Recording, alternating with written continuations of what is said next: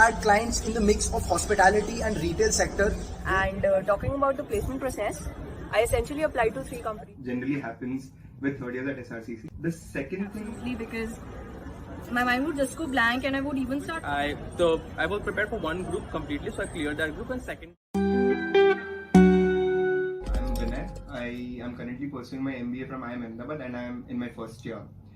So about the video and what PC has asked me to do. So I had given CAT in 2 attempts. The first one was in my third year, that was 2017-18, and the second one was the year after that. This is Sonisha Ugreja, and talking about the placement process, I essentially applied to 3 companies only, McKinsey, LEK and ATK, and luckily I got through all of them. So all these companies had around 4 to 5 rounds per person, and these rounds generally were eliminative ones. A very brief overview about our startup. We have had clients in the mix of hospitality and retail sector, wherein we help them improve profitability, increase profitability and improve operational efficiency.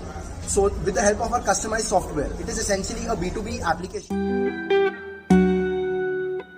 After all my rounds, so if we talk about the interview process, number 1 is the technical and number 2 is the HR. Initial rounds, all rounds are technical rounds and the last round is HR round. I cleared all the technical rounds and in all the 3 companies I was the final one that was shortlisted for the HR round. In the HR round I was consistently grilled on just one question: why not finance and why consulting? And even if you get into this job, how do you see yourself after 2 years down the line? And this was one thing that I was very sure of. I would definitely be going into investment banking. So in the first attempt, I had scored a 90.81 percentile, and in the second one, I had scored a 19.72 percentile. The first attempt was in November 2017, for which I started in July 2017, and that was my first mistake.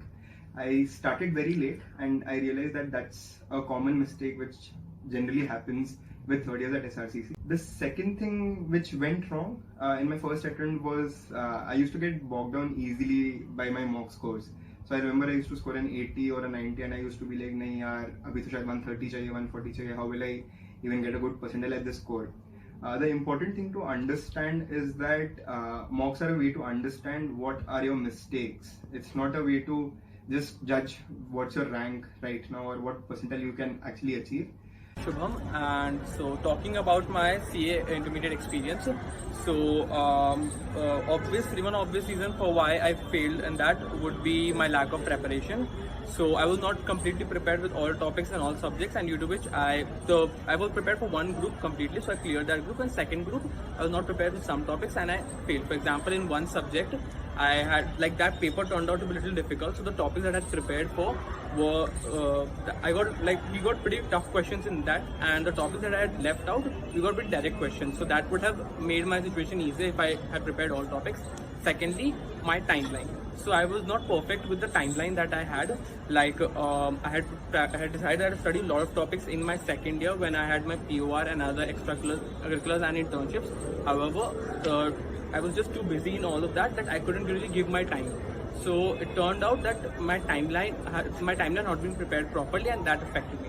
Guys, I am Rupali Goyal, and today when I think about what went wrong, that I could not make it to any of the top tier consulting firms that came to campus, I always get an answer that I was probably in the wrong space altogether. So I always used to tell myself that consulting fits right in my career, even though in long term I wanted to make a career in finance. So whenever those interview rounds began at those companies, I usually used to make it through the first round. However, in the second round, when usually the guesstimates used to come, I used to be stuck absolutely because my mind would just go blank and I would even start feeling that I probably don't even deserve this position, because there are people who are doing this better than me, who enjoy doing it, while I am doing it just for the sake of making it to the company, when clearly I do not see myself being fit for the role.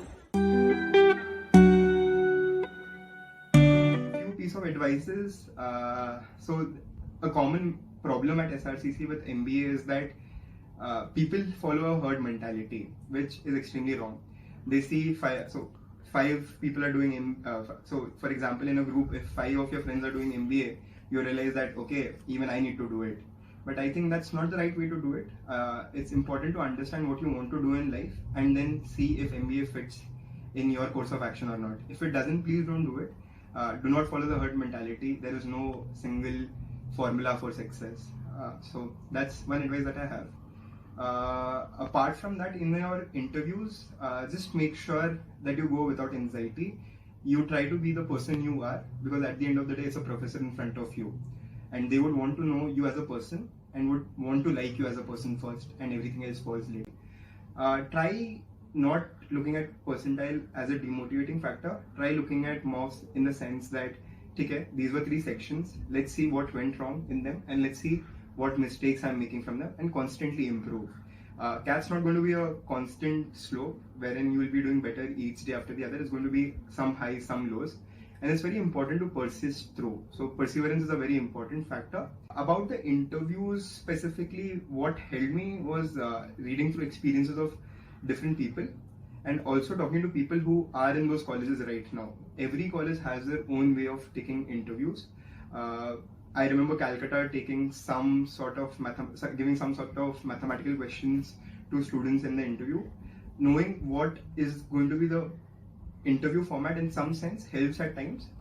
Though not every college follows it very strictly, it does help to know what lies ahead. I won't say this was a mistake, but I would say it was the biggest learning that I had. Never portray yourself that you are not. Because number one, I had 180 DC, obviously I had 180 DC in my CV, and I had been into consulting like since 2.5 years. But one thing that I realized after getting into this game is that I'm just not meant for consulting. Probably I enjoyed the work here, probably I enjoyed the people here and all the learnings, all the social aspect that it had to it. But no, consulting was something that I didn't enjoy. And finance was obviously one thing that I was just after it. So what are my tips for anyone now giving C intermediate? Firstly, prepare your timeline according to your upcoming responsibilities and other things that you want to take up. So in case you feel that in second year you'll be taking a lot of things, you'll be taking up PORs, your internships and other stuff. So try to cover a lot of topics in the first year, and similarly for second year and third year relationship. Then secondly, make sure that you cover all topics, because in CA intermediate you can't think that okay, this topic is important, that topic is important. That's the one problem about CA. Every topic in the whole book is important. Make sure that you prepare every topic. And thirdly, do at least one revision, like one proper study of this, one proper completion of the subject, or one-time revision. That is the minimum that you need for passing the subject. I'm not even talking about exemption or anything. For exemption and stuff, you need to do more and more revisions. So that is my basic tip about C intermediate. One of the things which becomes a challenge when you're managing your day-to-day operations is prioritization. So for that, Shivendra and I make use of an application called Basecamp. It is essentially a project management application and helps you stay organized. Finally, just on a concluding note, I would like to mention that running a startup is not easy, and it drains both your time and energy mentally and physically. According to me, it is always better to jump on this journey only when you are really passionate and have something conclusive to work upon.